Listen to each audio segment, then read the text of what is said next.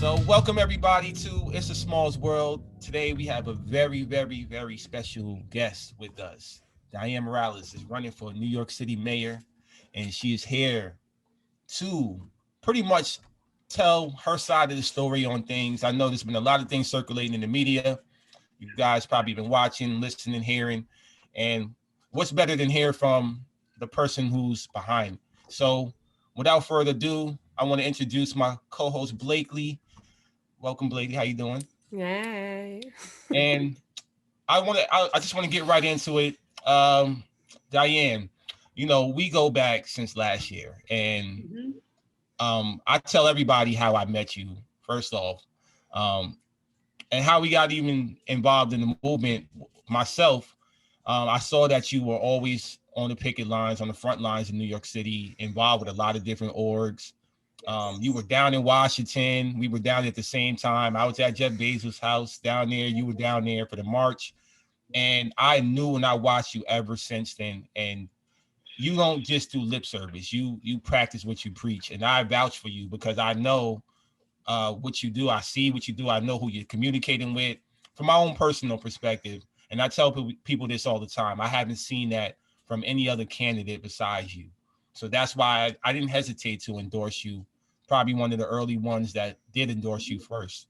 So when all of this came out, you sent me a message and you told me right away that, you're not a union buster and with these things that they're putting out there.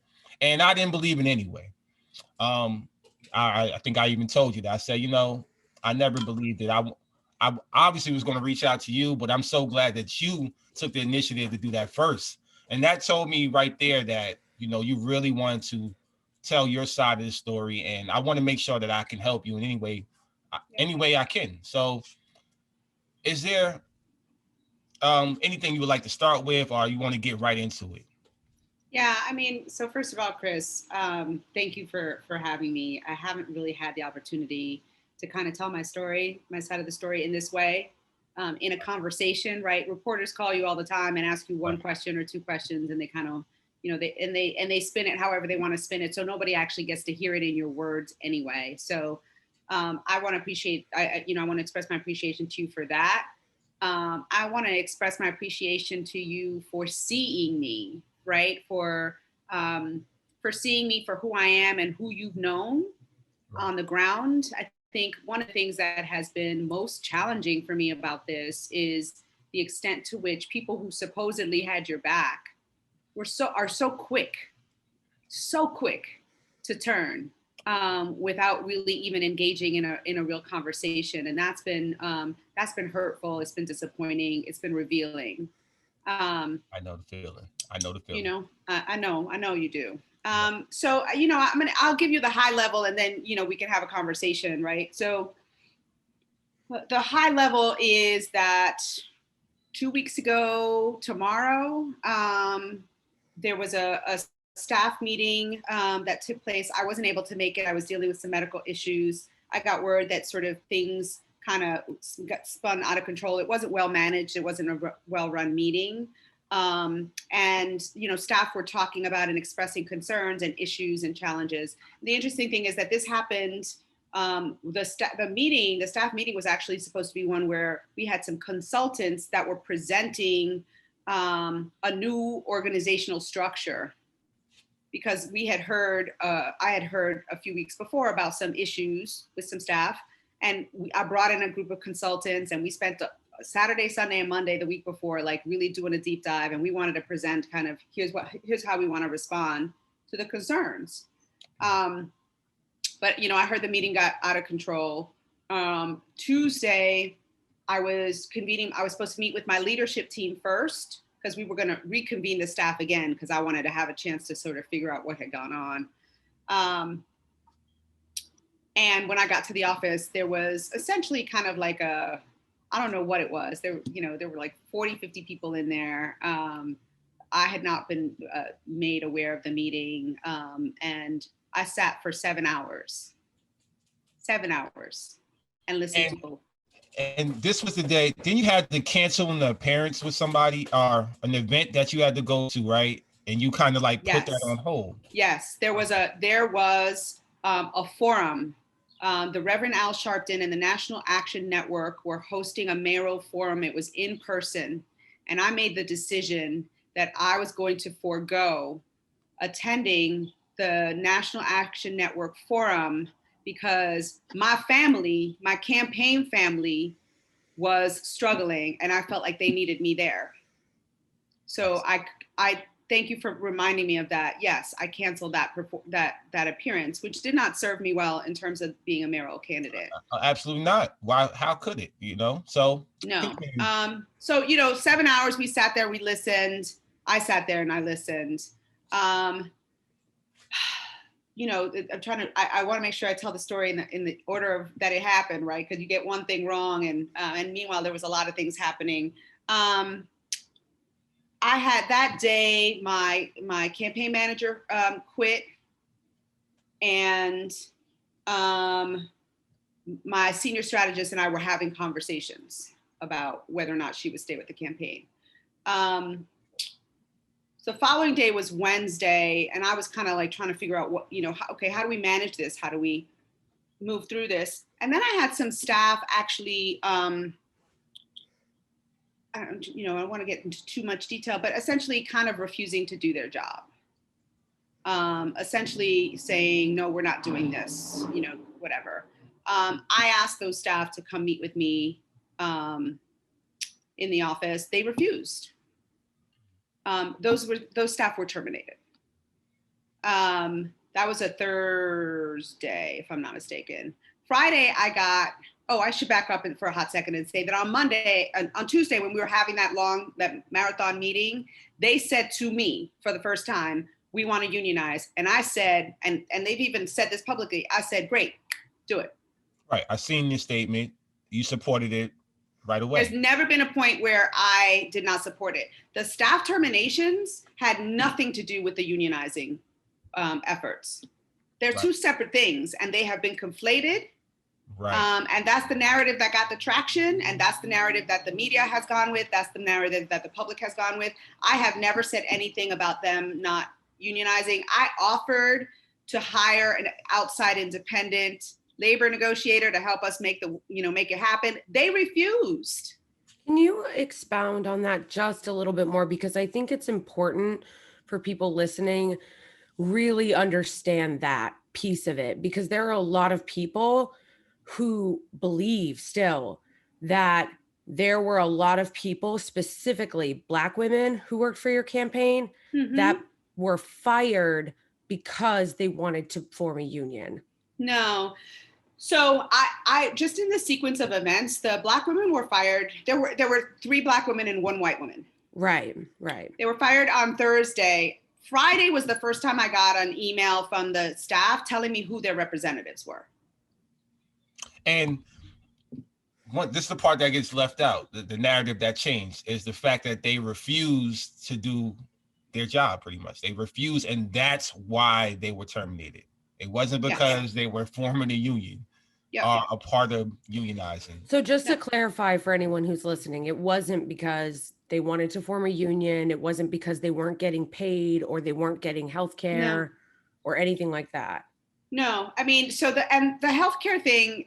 So it's true. My campaign staff was not getting healthcare. We just got matching funds in April. That's the first time we actually got any kind of real money was in April. And no one up until 2 weeks ago ever mentioned the word healthcare, ever.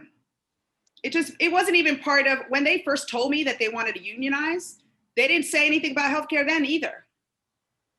Okay, so it wasn't like this was like an ongoing conversation. You were just like ignoring them. Yeah. No. Okay. It was You were brought basically up. put in the hot seat at the moment. You were put in the hot seat, and yes, I was. Right. But you know what? I was. But as soon as they said it, I was like, oh sure. Like that was like,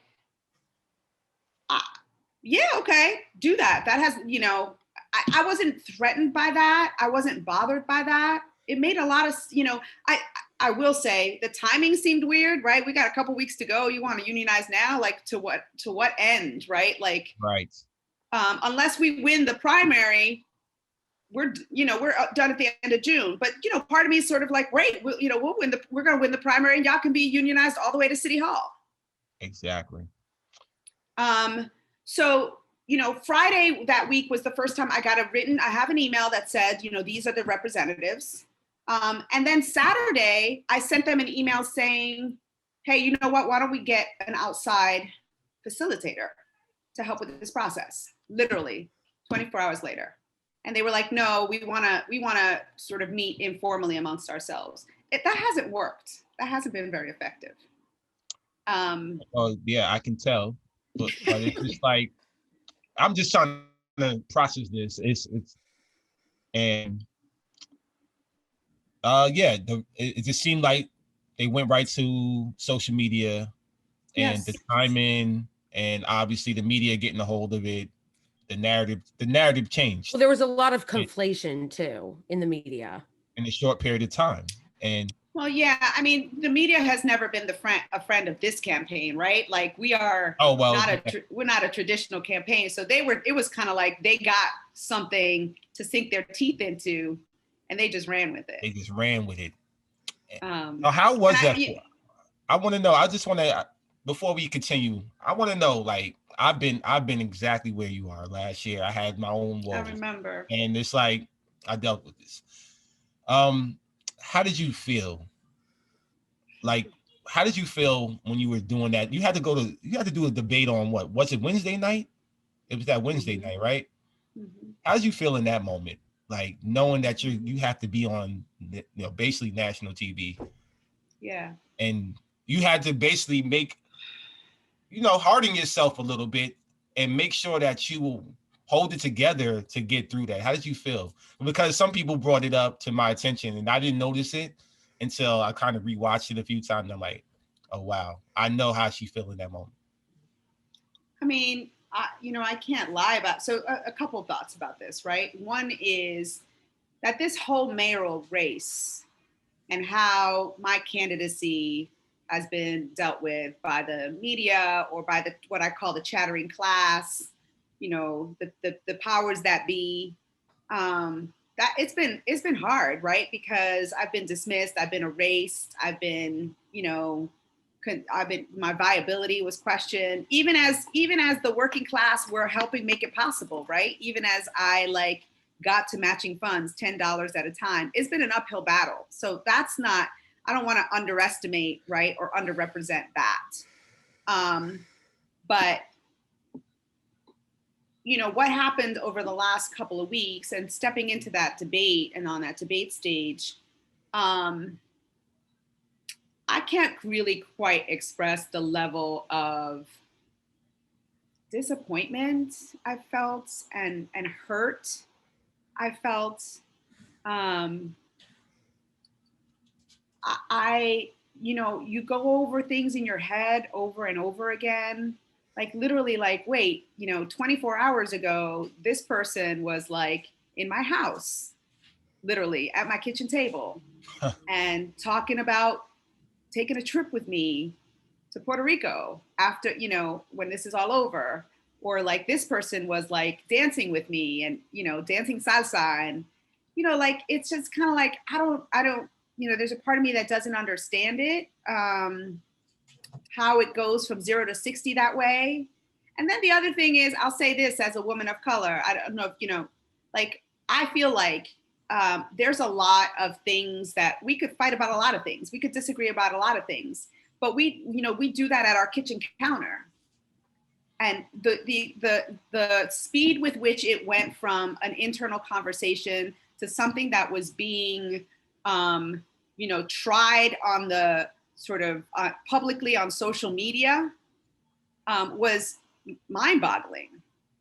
There was I didn't feel like I got any kind of grace around that. You know what I mean? That sense of yo, we've got a problem with this, but we're going to talk with you and we're going to hold you accountable and we're going to, let's do this. Right. It just went straight to the court of public opinion. 0 to 100. It definitely did. Even I was surprised when somebody, shared it with me, and I was confused at first. I'm like, what is this? It took me a minute to process it. I'm like, What am I looking at? I'm looking at a statement. They want to form a union. She supports the union. Right.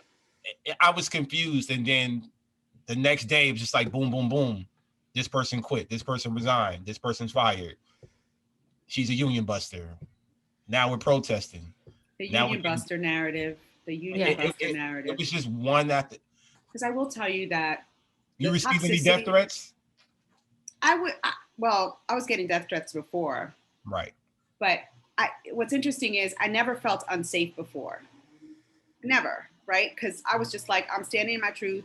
This, you know, the values and the things I'm running for are true and right. And if this is this is how I need to go down, then I'm good with that. But the way this has spun and the level of toxicity and the character assassination, right? You can relate to that.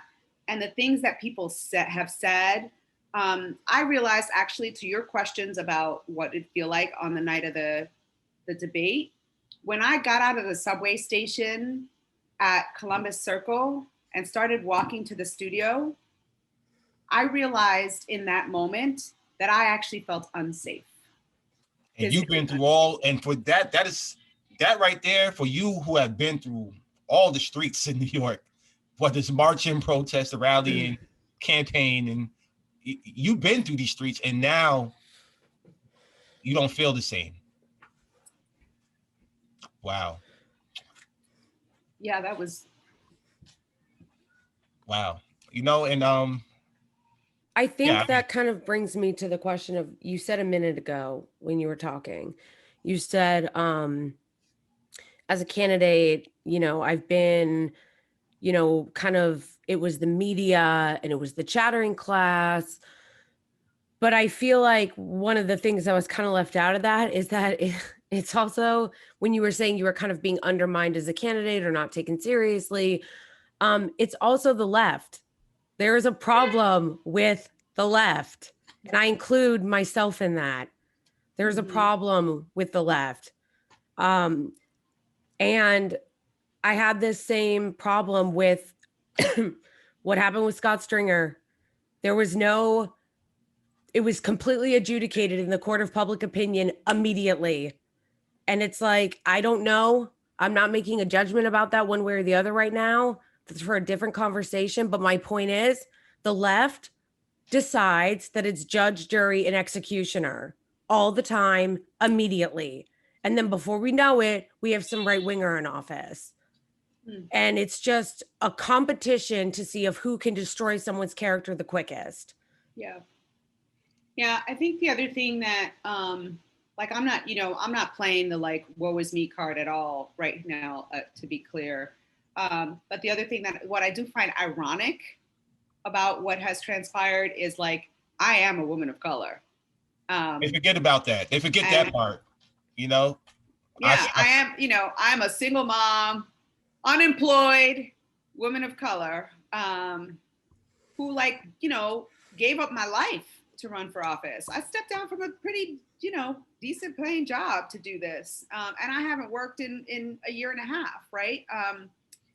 The quickness with which people sort of turned and judged, like even people who were my supporters, which is also, Chris, why it meant so much to me that you were just like, nah, I got you. You know, let's have a conversation, but I got you. That was not the reaction of a lot of people.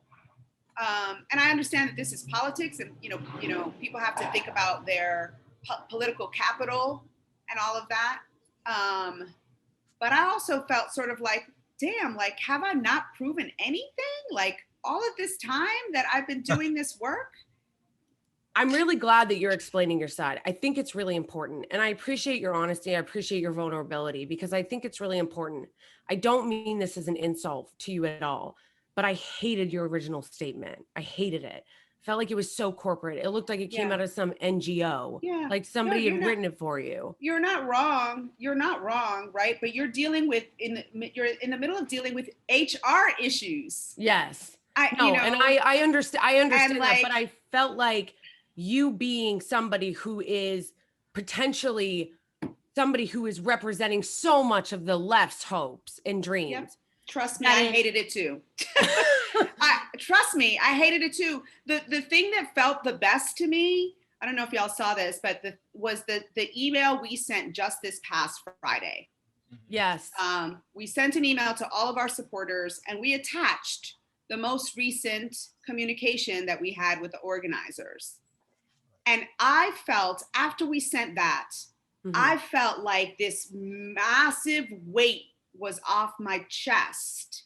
I mean, and I could breathe easier because I finally felt like, I could thread the needle. I didn't want to go back and forth tit for tat with these, folks. Like, you did this, you did that. Like, that's not who I am. And, despite the narrative, I was actually trying to protect the organizers. I didn't want to get into that, like all of the stuff that they were doing. That was not cool. Right. That was really not cool. Right.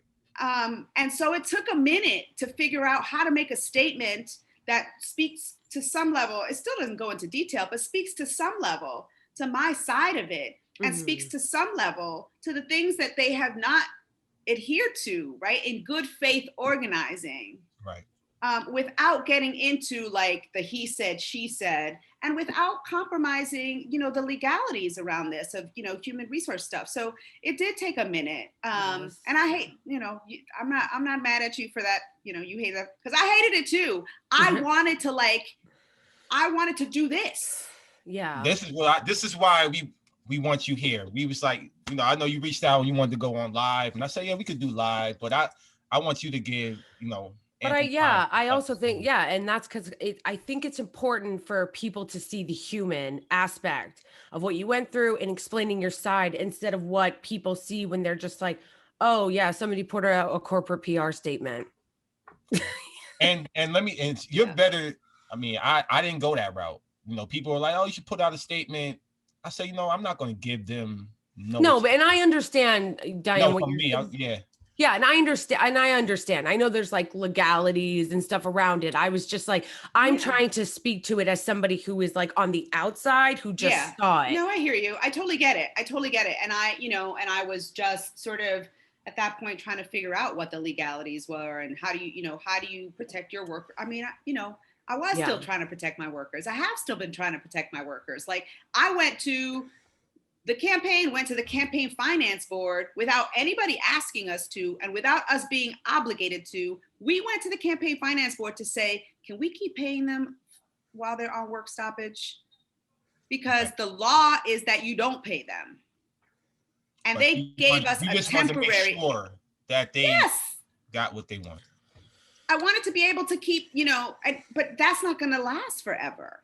Right. They gave us a temporary exception. Did you have any idea before this all happened that this was coming? Was there any indication? So it came out of total left field. No. I mean, I will tell you that a couple of weeks before this happened, I had a meeting with a small group of staff, about 2 people on staff who they had problems with. Right? 2 people. This was the sexual allegations and the racial discrimination stuff. Right? So I dealt with that stuff really quickly. And by the Monday that meeting happened, those people weren't on the campaign anymore. Right. And in the real world, that doesn't happen like that. Yeah, no, they're probably dealing with Amazon. I can tell you, they don't have. There's an investigation. I mean, it's a whole long, drawn out process. You don't fire someone just because, like lately, if you came to me and complained to me about Chris, okay, I gotta, obviously it's my responsibility to look into that. But I'm not going to fire him just because you say. Of course, that is how it should be, because as you guys have both personally experienced, you can have your entire character destroyed just by something somebody says. So it doesn't always mean that we shouldn't take allegations seriously. But my view is you have to look into the claims, because anybody can just say stuff. Right. And so or tweet stuff. Part of what, stuff right, exactly. And so part of what they were really pissed off at me about was that I didn't fire them right away. That was the expectation. Oh, okay. Makes sense. And you can't do that. You have to, unfortunately, this is how it works. You have to investigate both sides. And, not investigate both sides, but at least investigate further. You have to investigate the allegations. Allegations. That's right. Yeah. You have to investigate the allegations. The idea that you're just going to go, and I know there are a lot of people on the left who disagree with this, but like I said, I disagreed with the way a lot of people handled the Scott Stringer thing. They didn't even have, the story wasn't even fully dried on the print. And people were like, deplatform him, take him off Twitter. And I'm like, I'm sorry, I'm not defending him. I could give a shit less about Scott Stringer. This isn't about him. This is about a culture in which we are not even finished writing the story and people are already saying he should be deplatformed. Why don't you look into it before you make a decision? I don't know. I'm sorry. Let's jump ship though. Speaking about the race. Oh, yes. Can I ask a question? I wanted to ask, are you going to rank someone second? That's the $60,000 question. I mean, I'm definitely going to rank. I haven't decided who I'm going to rank. There's people in this race who, you know, I think are unbearable. Not necessarily. You said it. I mean, let's be real about it. Some of that debate was so cringe. I was laughing. It was so, I'm sorry. I'm just going to be real about this. I could not sit through that debate and not cringe every time Maya Wiley talked. It was so cringe. And I'm sorry, I'm right. That's why you're smiling. You know I'm right. Oh. No, Dianne, she knows I'm right because it was so cringe. That's on you. Look, I'm about to say I'm unfortunately I'm not a New York City resident. So no, I am a New York City resident. I am a New York City voter, and I will be voting for the mayoral race. But I couldn't get over Dianne Morales. I'm gonna put you back on the hot seat now. She wouldn't stop. Who's your rank choice? Not Dianne Morales. You couldn't get over Maya Wiley. Said Dianne Morales. I'm sorry. Yeah, no, not Dianne Morales. I couldn't get over Maya Wiley because it was just really cringe. It was really trying too hard. I don't like when people try too hard. I'm a New Yorker. I like when people keep shit real. She was trying way too hard. And she kept like interrupting and talking over the guy. And I think she was doing it to like kind of seem like she was telling it like it was, but like it was just annoying.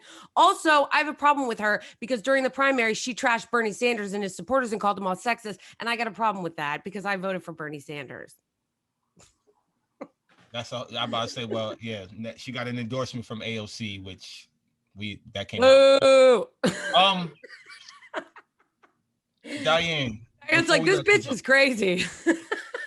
No, Blakely, I'm enjoying you. I'm just not saying anything. That's all, for the record. No parts I'm enjoying you. You know what, actually, Dianne, can I be totally honest? You know what I really enjoyed was when Eric Adams and Andrew Yang started yelling at each other. That was funny. That was funny. I want to, before we let you go, we want to know why, well, for the world to know, for New York City to know, why should they vote for you? Mm-hmm. So not only should New Yorkers vote for me, but New Yorkers should vote for me, number one. You know why? I am the only candidate in this race who is not talking about incremental change. I am talking about fundamentally transforming the systems that have created and maintained inequity and injustice forever. And I don't know that we're going to get a lot of bites at this apple, right? We've had the pandemic on top of the pandemic of COVID-19 on top of all of the other pandemics, just like crack open all of the ugliness and all of the awful things that, have disproportionately impact the same people that we were applauding at 7:00 every night last summer. Mm-hmm. And we've left them behind. We've left them unprotected. We left them insecure. This is an opportunity for us to take a hard look in the mirror and say, we can do better.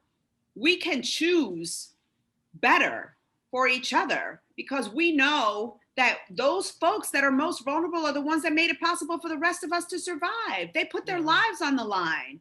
They were delivering our food. They were, driving our buses. They were taking care of our sick. Like, we need to actually do better. And there's no one else. I'm not a political whatever. Like, I'm not a career politician. I'm in this because I want to elevate those messages. This is not a stepping stone for me. It's not kind of like, oh, I've hit a glass ceiling someplace else.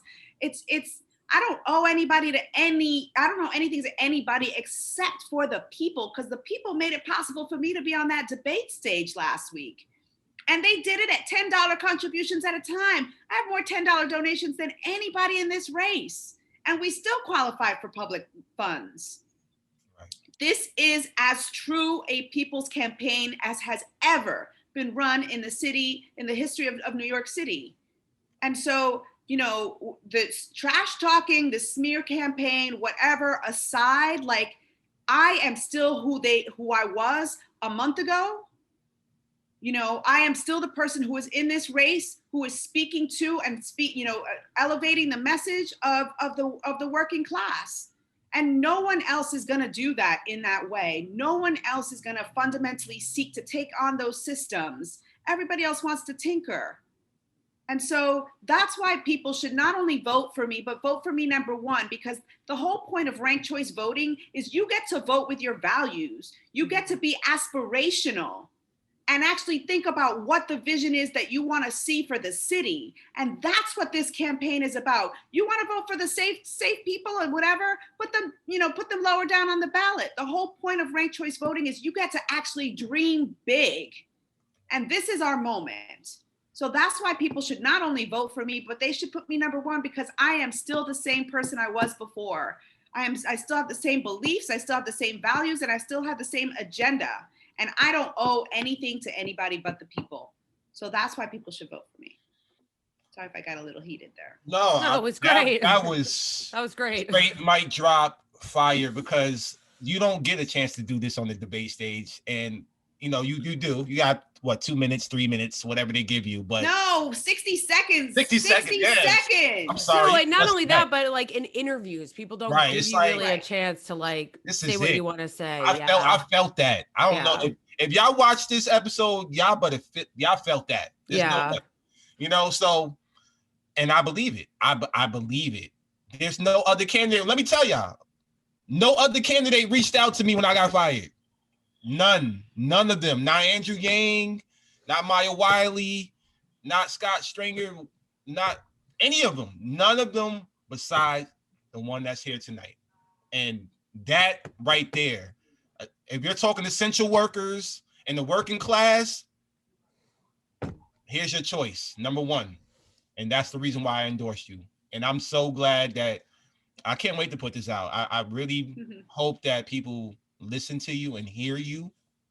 And for those who are on Twitter and social media, here's something for social media, for something y'all like, and deep dive into this and really understand where you're coming from as a person, as a human being, as a mother, as a woman. You can't take that away from you. Can't take away the work you did, and continue doing what you're doing. I don't want you to stray away from your, like you said, stay on path, stay the course. I'm not going anywhere. I'm not going anywhere. You know, I know that this is. I knew that this was going to be a struggle, right? I'm trying to get into a space that where normally we're not welcomed or invited anyway, right?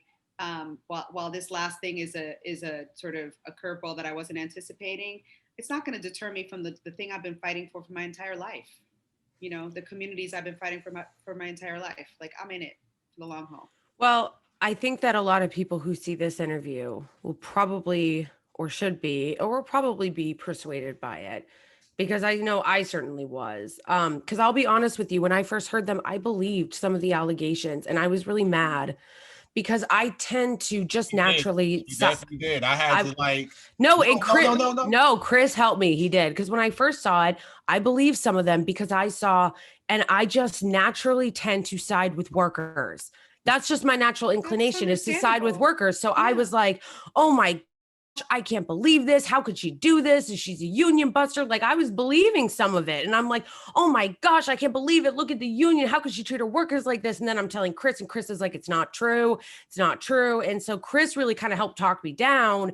And then I was like, yeah, you know, I really need to just hear it. And then hearing you, it was very compelling. And you really convinced me to be like, I don't know. So I guess my point is that even somebody who might be skeptical, I think that listening to Chris and actually hearing your story and listening to you just be really honest and be really just straight with your experience, in my opinion, you were extremely compelling. And I think a lot of people who hear that and listen to you will will have the same takeaway that I did, where once I heard your side of the story, or once Chris talked to me, I was like, you know what, this is not what it looks like on social media and in the media. Because I do actually think, from listening to your story and listening to what Chris said, that like you actually are a really good candidate, and a lot of the things that were said about you, or all the things that were said about you, weren't true. And so people who heard that really need to give you a second look and watch this and listen to what you have to say in your own words.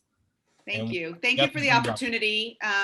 Y'all got the exclusive, because I haven't done this with anybody else. So this is the first, and I was actually really honored and proud to be able to do that with you, Chris, and you too, Blakely. Thank you. But it meant something to me to be able to tell my side of the story for the first time in this way with you.